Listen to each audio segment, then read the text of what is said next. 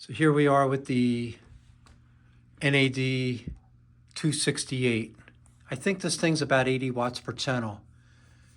And it's just enough to get these things going at night.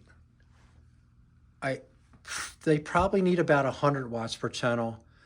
I'm looking at the next one up from this. It's like $2,500 though. I'm just gonna wait a couple years. This was $999, and I just love. It's the first amp that's really made these speakers sound right. But what's interesting is they already had like a very hard rubber on these feet, and this is sitting on glass. This is a glass cutting board, a rubber yoga mat, and a very, very dense cutting board. This is way more dense than these. These are like almost like balsa wood. Now, they're a little tougher than that. It was still a little tough to drill through them, but this thing was very difficult to drill into. And there's rubberized feet underneath these. These are actually just the knobs for the kitchen drawers. And then I screwed them in. I put this block of wood along here because these cutting boards are separate pieces of wood glued together. So I just wanted to make sure that it wasn't going to come apart someday.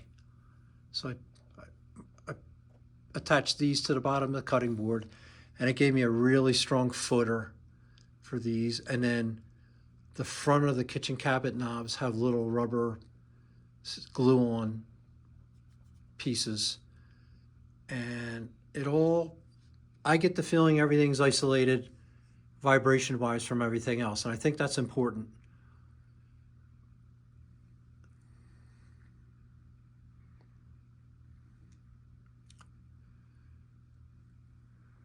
The glass,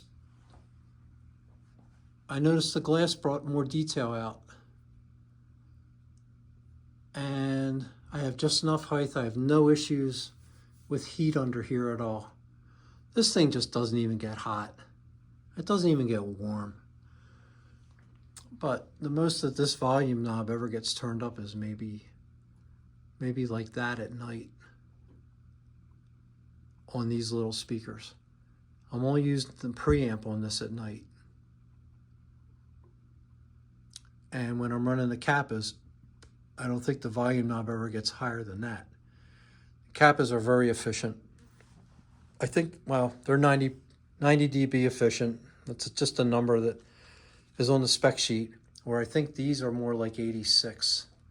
They definitely need some power. What else is going on here? So the vibration, the tuning, the way the feet got tuned really brought the sound out. Again, at low volumes, late night listening.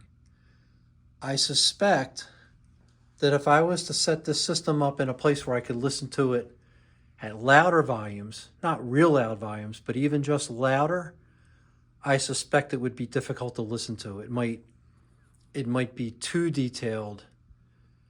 It might come across as harsh. I don't know.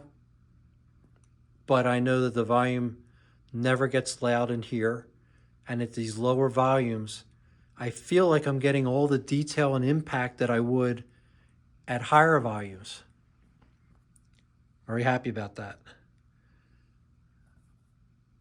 And let's see, we're at 4 minutes. Okay. The next video is going to have about the speaker wires. And I'll tell you what, if there was only 5 minutes of my videos that you watched, the next 5 minutes are probably going to be the most important, the next video.